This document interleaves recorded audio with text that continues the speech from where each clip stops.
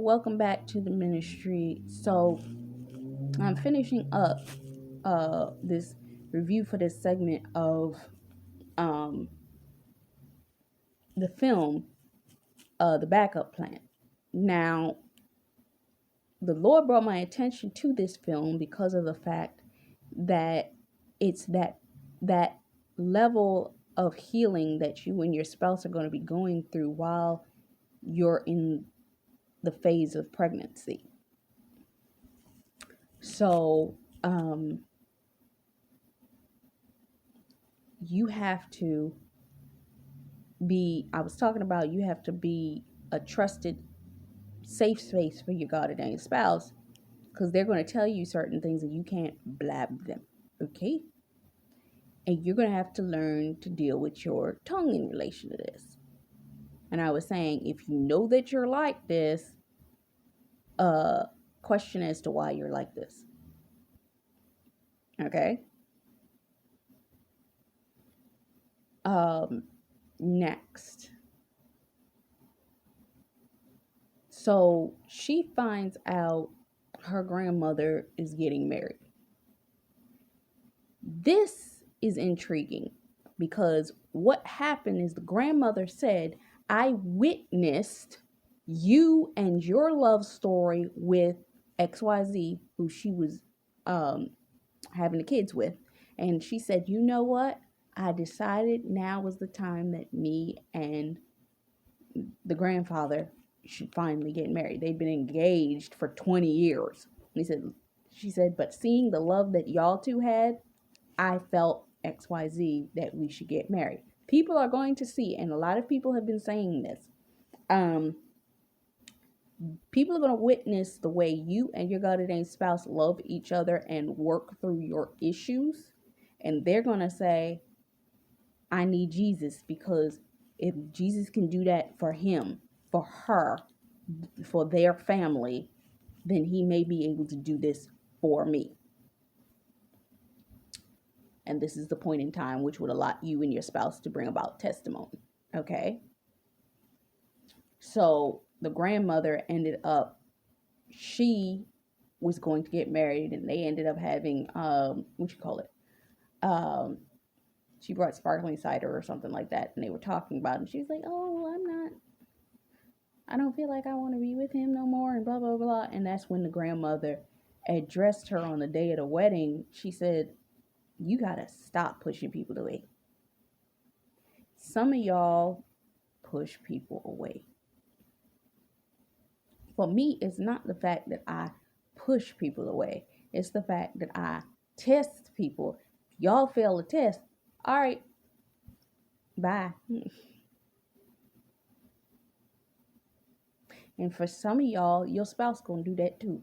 He gonna test you to see if he can trust you, okay?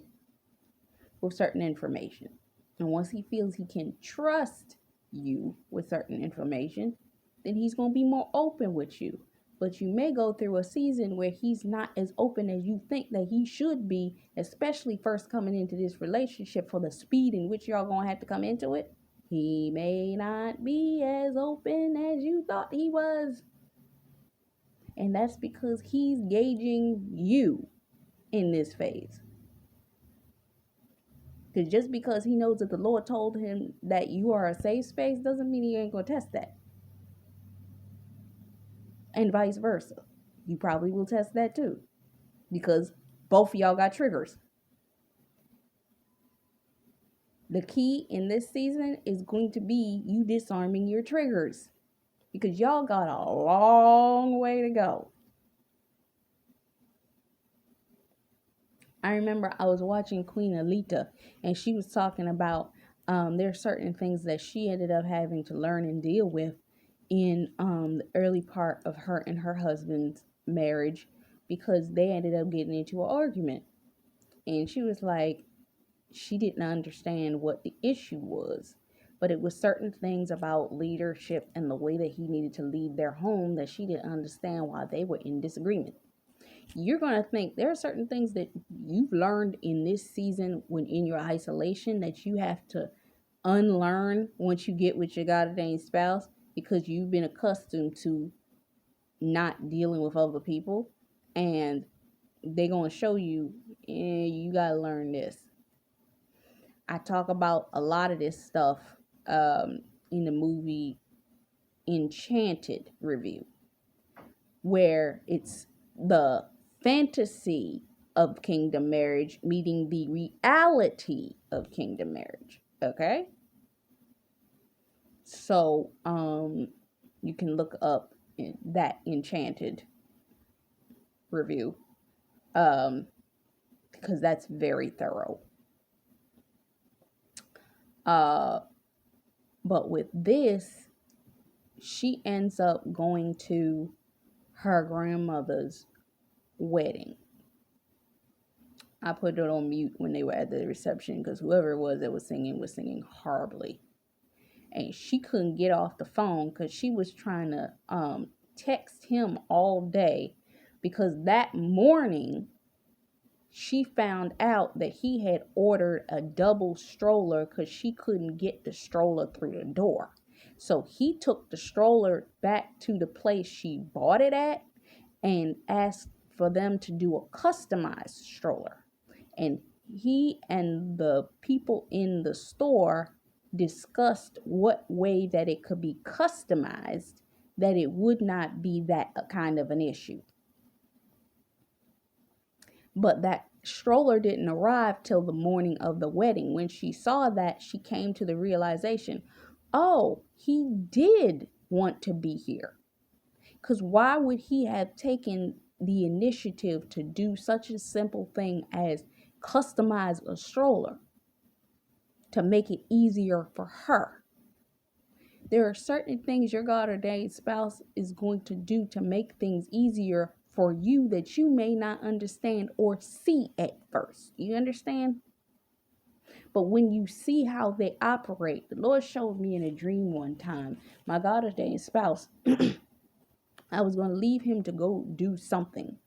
And while I was away, I came back and he had fixed something that made it more beneficial to what we were doing in total.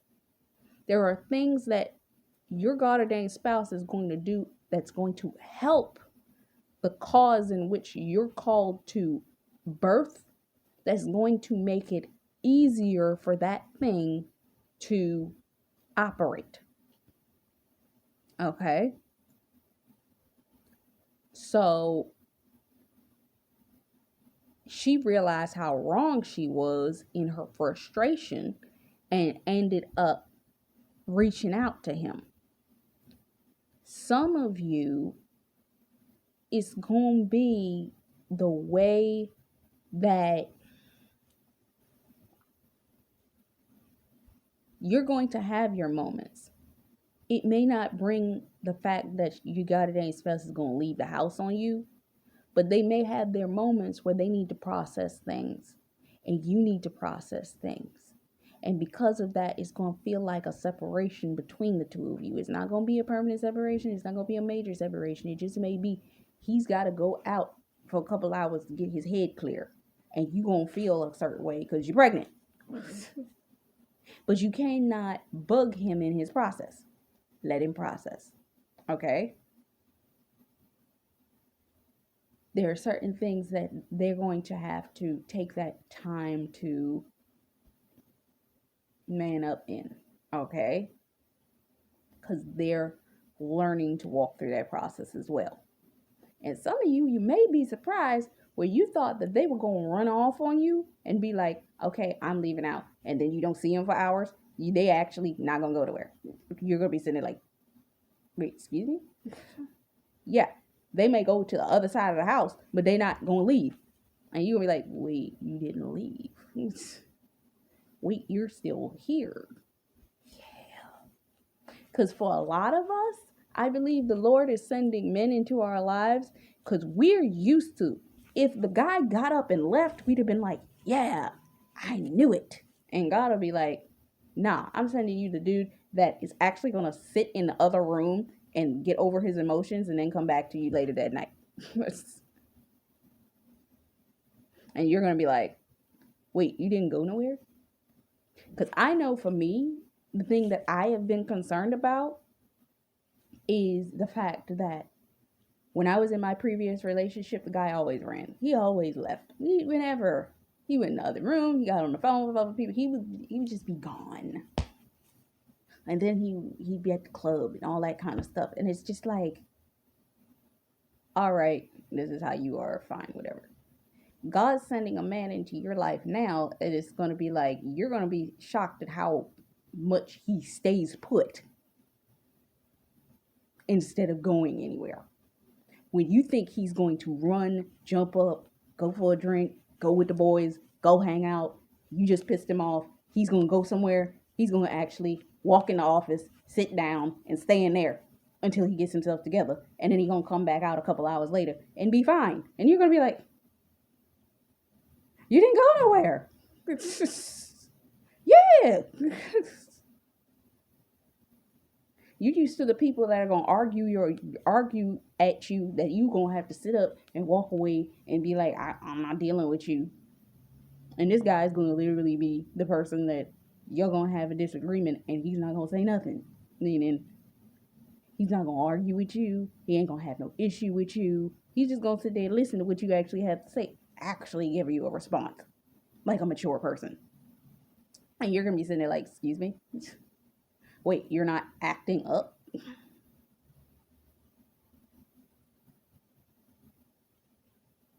Because God told them that. Some of them may have had certain proclivities in their past that they purposely did not come to you because of the fact that the Lord said, because of this particular proclivity that you had, you would be acting exactly like the people that this person runs away from. So I got to make sure that this person can trust you. So I'm going to need you to let go of that. Because when they see that, that's going to piss them all the way off. So let me tell you right now, you ain't going to take that into this relationship. So when they get angry, they're going to have to determine new ways to deal with their anger. Even if that means going to sit by themselves in the office. Go to sit outside on the porch and calm themselves down. Go take a drive, what have you. But that drive doesn't mean that they're going to come back drunk or high or what have you. Where you're like, oh, they're going to come back drunk or high. And they don't. Because that's what you're used to. And God's saying, no, this one can't do that. Because I've put it on them. They know that if they do that kind of stuff, it's going to push y'all further apart. Okay? But you also can't be the type that you're going to nag on them. So she ended up, they were in the middle of the wedding and her water broke. Okay? Now, let's just talk about this. Her water broke in the middle of the wedding. Some of you, you're going to birth what God has for you upon the coming together of your wedding. The Lord gave me a dream a long time ago about a woman that was carrying twins being rushed to the altar, meaning they were preparing for her wedding while she was getting ready to give birth. And I'll bring this in here.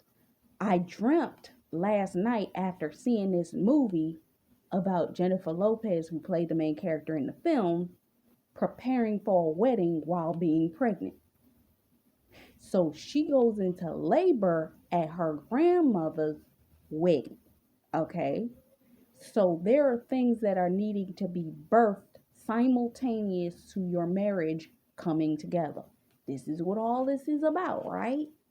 And if you notice, even if you look at the story of Mary and Joseph, she was pregnant before they got married, and he was talking about having to quietly put her away for divorce, but they hadn't married yet, because if you notice in the next passage, when the angel comes to him, he said, marry your wife, which means they had not even gotten married. So how is he going to divorce her if they hadn't gotten married? I brought this up in another word, nobody points this out.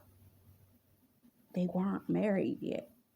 Now, the fact of the matter is their families may have had an agreement. And that was the decree that needed to be broken, in which he was thinking, but they had not physically married. You understand what I'm saying? So, with that being said, a lot of this is another reason why I keep talking to y'all about marriage documents. Y'all got to get your documentation in order. Some people want to sit up there and throw in the fact that, oh, Mary and Joseph, they were decreed to be married to each other, period. Irregardless of this baby thing. They were decreed to be married to each other. So there was a legal agreement in place before this baby situation came to pass. Now, the physical ceremony, that didn't happen yet. So let's clarify that for those of y'all sitting up there listening to people sit up there say, oh, y'all spiritually betrothed to each other. Honey child, there was a legal decree of documentation between the two families that legally bound them to be married to one another. This is how Joseph could have made a decision for a divorce, and he wasn't married to her. Because it was already documented, meaning there was some form of documentation. And do you know that when you go to a judge to have your marriage license signed before you have the actual wedding, there's a time frame, meaning the judge gives you a time frame. You have 180 days to actually have a ceremony to legalize this wedding. But there's something legally in place to state y'all married. Okay? So something's in place already. Even if you don't have the ceremony. Let me just throw that in there for y'all, okay? Don't get lost and twisted up by these people up out here, okay? So she goes into labor, and then she goes to go find him. They drive through town, and she's in the wedding vehicle, and she gets out. Some of you, your pregnancy will be part of the vehicle that takes you to where you need to go. Just follow that. So she gets back to him and she admits her feelings,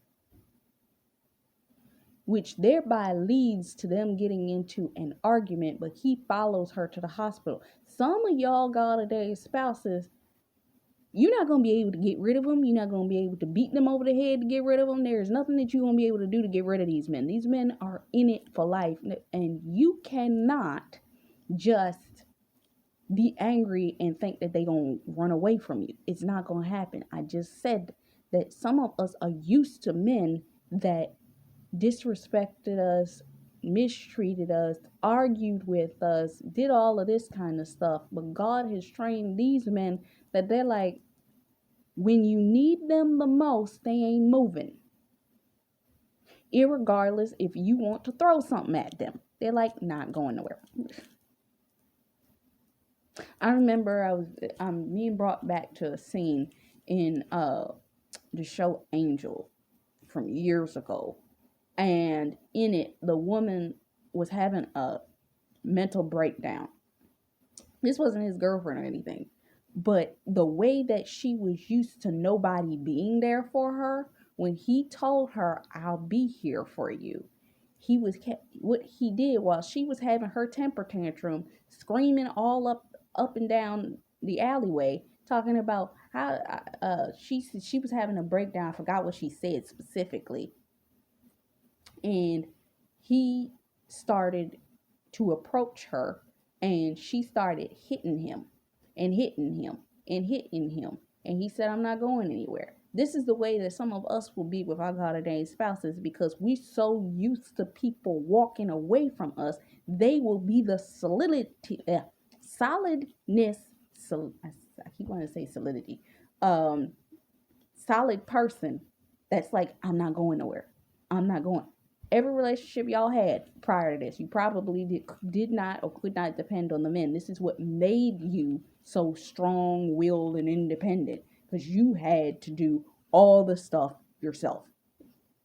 And these men are going to be that solid person that's saying, not going nowhere, not going nowhere, not moving nowhere. I'm here for you.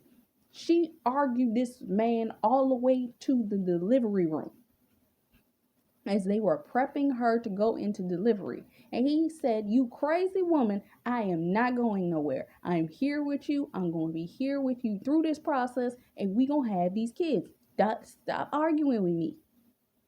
Some of y'all, when it comes down to delivery of your children, and when it comes down to pushing out whatever it is that God's trying to get y'all to push out, business-wise, ministry-wise, whatever it is that God's called you to, it's going to be that element where they're going to be like, I'm not going anywhere. We're going to do this together. Where everybody else has dropped you, they're going to lock arms with you and say, oh no, not going nowhere. And you're going to still be sitting there like, hold up, for real? You ain't going nowhere? Really? So I can't push you? No, they're not going nowhere. And they realize that. You think God hasn't already told them that you need somebody that solid that's not going to move? This is why they've been trying to get themselves together in such a way, because they knew that they needed to make sure that everything was in order so that they didn't have to, for any reason, separate themselves from you. You understand what I'm saying? So she ends up going into labor and she gives birth to the twins. This is the point where whatever it is that you are meant to birth, whether it's, and I told you this in that other word, talking about you're going to be, there's another Mary and Joseph. You're going to be pregnant at your wedding or something like that. And I talked about the fact that you're going to be birthing physical children that are going to match the spiritual or ministry business stuff that you're going to have. If you having one child, you birthing one thing. 2 children, 2 things. 3 children, 3 things. 4, 5. It's going to match in what you're building for your ministry, okay? And they're going to be there for that. But not only that, towards the end of the film, you see her spying on him while he's reading to the twins, and the twins now are like 3-4 months old, and he's talking to them about certain things. Your God ordained spouse is going to have moments, one with your actual children, but he's also going to have the ability to take stock of what you have and to gently care for it, okay? With the same loving and caringness that you would. And you're going to observe that. Next, he takes her to the opening. I think he has a restaurant or something like that. And they're doing a celebration at this event. There's going to come a culmination. In a dream I had, I dreamt of getting ready for an event that was going to take place. And my God ordained spouse was taking me to it. Okay? And this was almost like an elevated position. Some of you is going to bring in the elevation of the birthing. Notice that it wasn't until Bella gave birth to her child did she get exalted and become more alluring and attractive to where she was called to go. You understand what I'm saying? Some of y'all, it's the birthing of that thing that's going to make you more attractive to the situation, okay?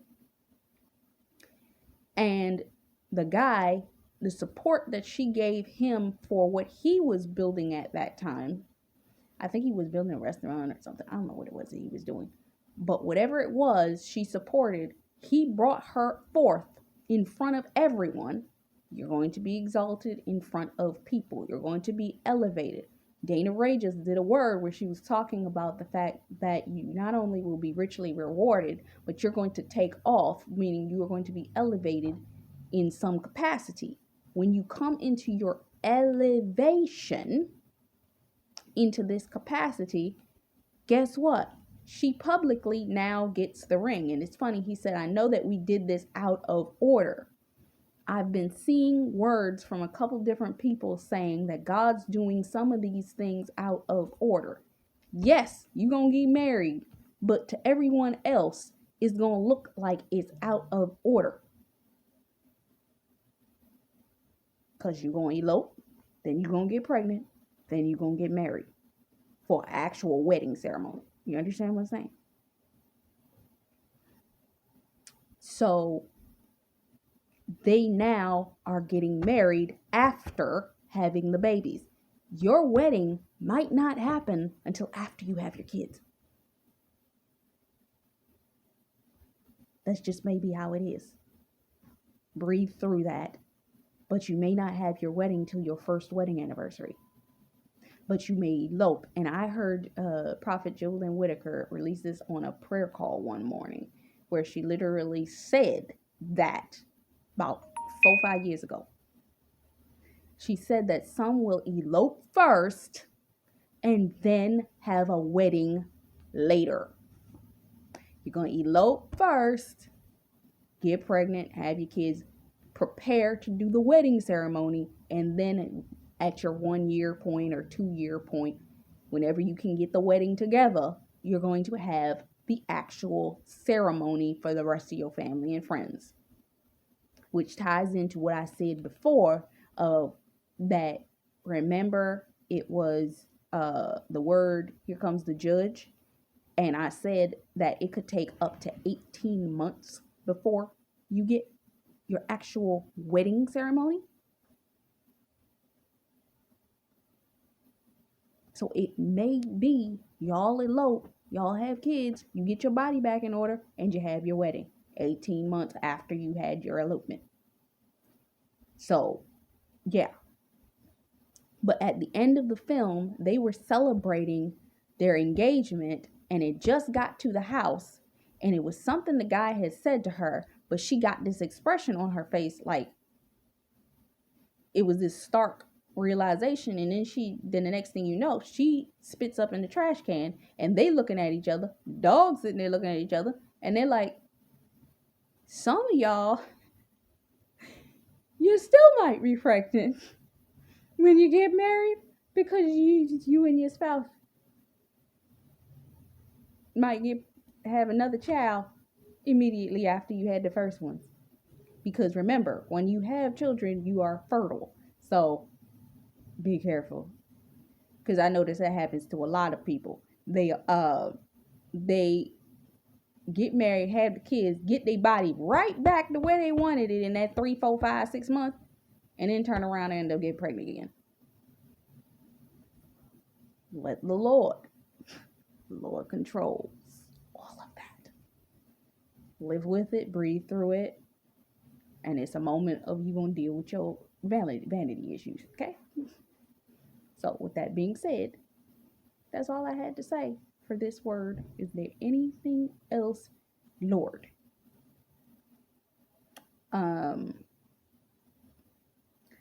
I think that's everything. There's stuff on, you can always go back and look at Fool's Rush In.